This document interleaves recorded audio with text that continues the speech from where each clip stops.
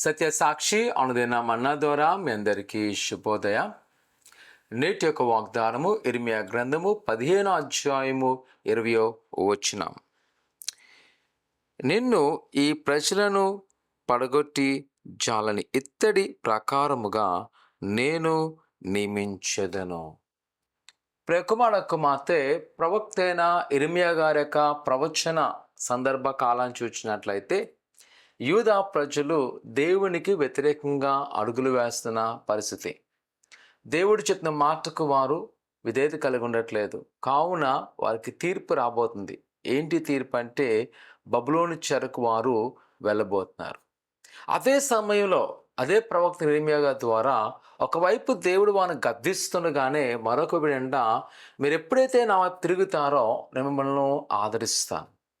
ఏ శత్రువులు మిమ్మల్ని తీసుకువెళ్తున్నారో వారినే మళ్ళా మీరు జయించబోతున్నారు. ఇదిగో వారికి నేను మీద మిమ్మల్ని ఇత్తడి ప్రాకారములుగా నియమింతును. వారి చేతిలో మీరు ఓడిపోయినారు ఈ సమయంలో, కానీ మరలా మీరే బలవంతులు అవ్వబోతున్నారు.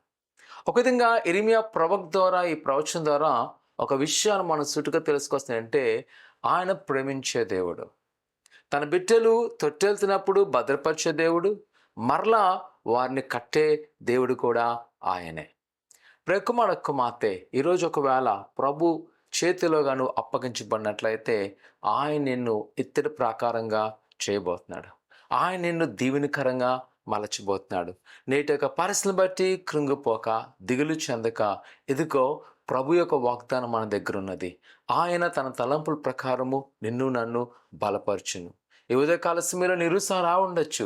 అయ్యో నేను చాలా అనుకున్నాను కానీ అవేవి జరగట్లేదని ఆందోళన చెందక, ప్రసంగమా దేవుని వాగ్దాన్ని చేతిలో ఉన్నది. ఆ వాగ్దానం పట్టుకొని ప్రభువుని కనపరచు. ఆయన్ని కార్యం చేయబోతున్నాడు. ప్రార్థన చేసుకుందాం. పరిశుద్ధుడా ఘనమైన దేవాన్ని కొన్నాళ్ళు నీ బిడ్డలైన వారిని జ్ఞాపకం చేసుకొని నీ కృపాక్షమలతో నింపండి. వారికి నా కొద్దులు ఆటంకాలను తొలగించండి. నీ దీవెన దయచేయండి. నీ సన్నిధిలో ఏదైతే అడుగుతుండగా వాటిని నెరవేర్చమంటున్నా దేవాన్ని కొన్నాళ్ళు. అయినా నీ సన్నిధిలో ప్రభా మొరపెట్టిన ప్రతి వారు మొర ఆలకించండి. వారికి నా వేదన, శోధన, బాధ తొలగించండి. ఈ ఉదయకాల సమయంలో నీ బిడ్డలు ఏది తలపెడుతున్నారో ఆ కార్యాలనైనా నీ వాగ్దానముతో నెరవేర్చమని యేసునామమున తండ్రి, ఆమేన్. నమ్మికుంచుదాము. ప్రభు యొక్క దినము గొప్ప కార్యాలు పట్ల చేయను గాక. ఆమేన్.